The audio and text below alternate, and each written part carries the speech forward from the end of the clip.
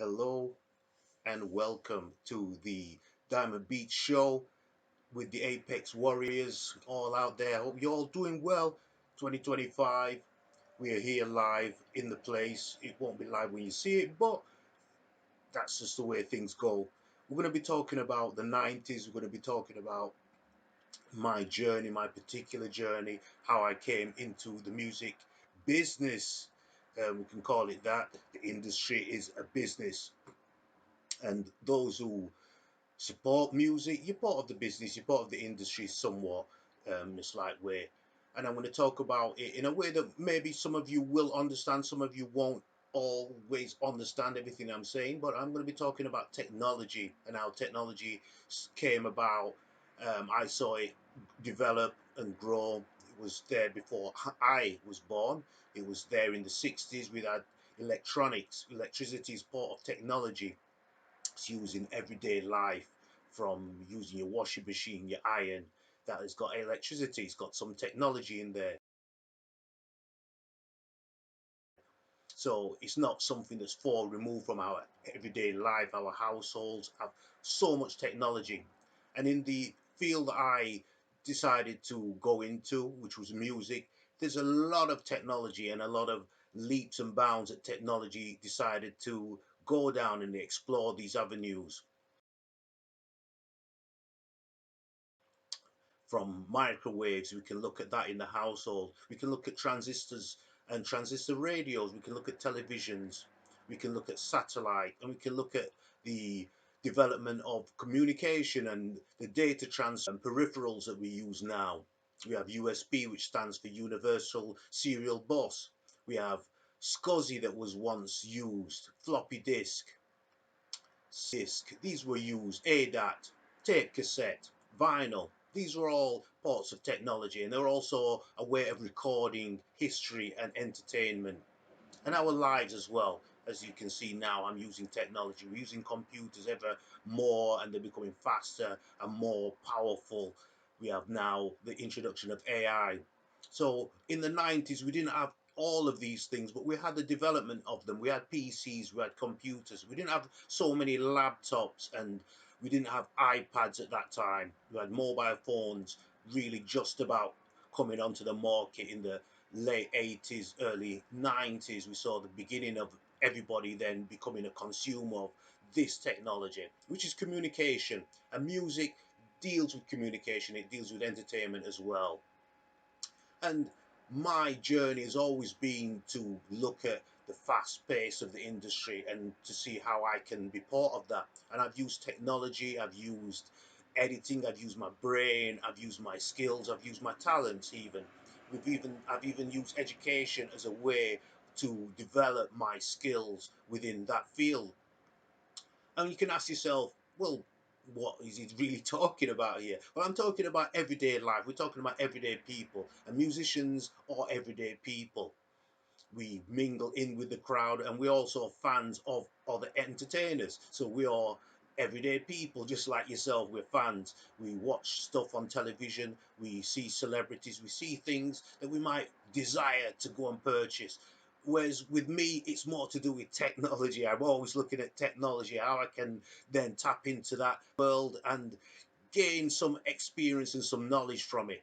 Communication is one of the great leaps and bounds that we have seen in the future, and for nowadays in the present time we can see that our technology is going to be moving on. As I talked about AI, and I'm using headphones, I'm using a microphone. These are all technological expansions, because we have had the early microphones, which were very basic speakers. They were very basic. They were in the first turntables, and where we use sound, which is the science of what I'm talking about. They wanted to create, amplify the sound. They used various different methods. They used needles, and they had a turntable, and it had a big horn on it, which was similar to what you'd have to see on a trombone. And this was a way of amplifying the sound. Technology then took another turn, and we then developed amplifiers, which was use of voltage. We have all this within our reach. We can then tap into this and learn about it. We have YouTube now, which is a great way of learning about mechanical, electrical, even social life, even financial. All of these things can be learned through the internet. We can definitely find programs, and we have ever growing names that we never had before. USB, we have hard drives, we have the name motherboard. What are these all about? What is a compressor? What is a limiter? These are things that I use in technology, and these are everyday words. Headphones is an everyday word. Microphone, everyday word. Telephone, everyday word. But this is part of technology. So when I'm discussing it, I'm trying to indicate that we all use technology, even though we may just buy the equipment and then we learn how to use that equipment. That is still technology. When you're using a washing machine, finding the ones that are more sophisticated and they have more buttons, they can do more. You have ones that even play music. So technology is turning into entertainment, it's a turn into consumer, and that is how technology is really going to help mankind, in my view. When we look at what are the components that come into music, we're going to look at things like turntables, we'll look at signals, we'll look at voltage, we'll look at ohmage. Things that these are the terms that we use in music. We also use the term like bars. We use the term like sample. That's another word that seems to be creeping into our everyday life. What is mixing? What is DJing? What is production? What is promotion? What is entertainment in its whole package? We can see that when we look at the internet, we can see what entertainment is about. We like certain people, we like certain things, so we find that entertaining. That's entertainment, but it's all done through technology. So it's all linked to what I'm talking about. Even though we're human beings, we're still having a human interaction with the world. We're using technology to make that easier for us. Is this a good thing? Is this a bad thing? These are questions that we can ponder. Do philosophical approach when we look at all of these things that we're talking about.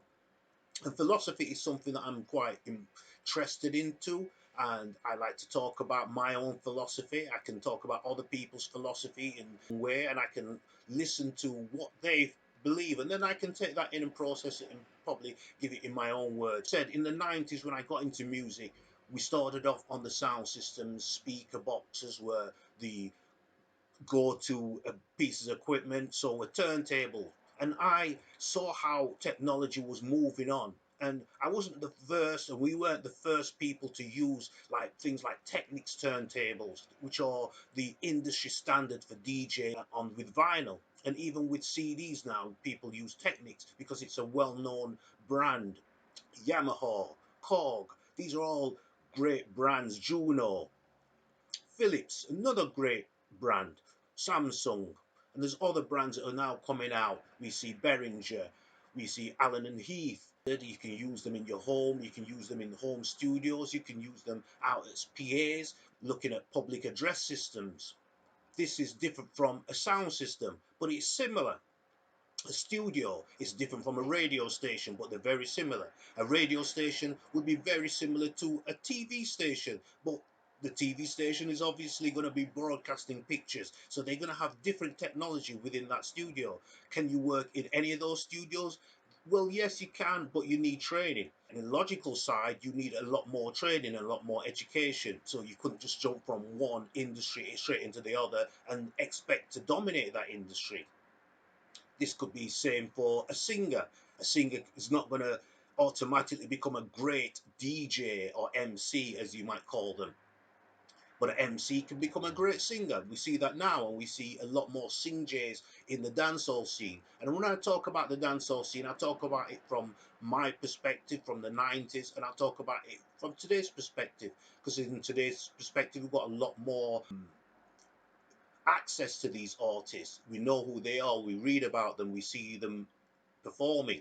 Whereas before it was a lot less easier to see the artists, so we only had their vinyl, we had word of mouth and things that were put in magazines about them. There was very little from my community that was on television. It was very sports. So what we then created was the pirate radio stations. The pirate radio stations are what you class as a legal sort of entity within the sort of entertainment game, but it was very much needed for our music to rise up. We also had dancehalls and blues, which say allowed out there. They weren't really what the industry wanted, but it was needed by the people. The people wanted to hear their own music, and they heard it either on the radio station then, and they could hear it in the blues. So it was very good for artists. Artists could develop their skills by trial and error. There was no middle ground there. If you did something that wasn't very good, people wouldn't listen to it. It wouldn't be played in the dance hall. It would definitely wouldn't play on the radio. It, music became popular from the radio station. A lot of the songs that we hear now through the pirate radio stations. Morrison, another artist I could say, went that same route. And there's a lot of songs that we heard then on the pirate radio stations are now anthems now. Sylvia Teller has a few, Vivian Jones, Dennis Brown, Gregory Isaac, all these artists revitalized themselves through the pirate radio stations. Shabba Ranks, I saw him in the early days. I saw Ninja Man in the early days that came to Sheffield. Elephant Man, Buju Banton, Sanchez, Frankie Paul, all these artists, Sugar Minot, Horace Andy, Beres Hammond, so many great talents that we saw in the 80s and in the 90s that we could actually go and approach them. Nowadays, artists seem to be a bit more sort of detached from the audience. So I wouldn't say the 90s was better. I would say it was just different. We now have big artists who can fill who can fill out massive stadiums. That's a good thing.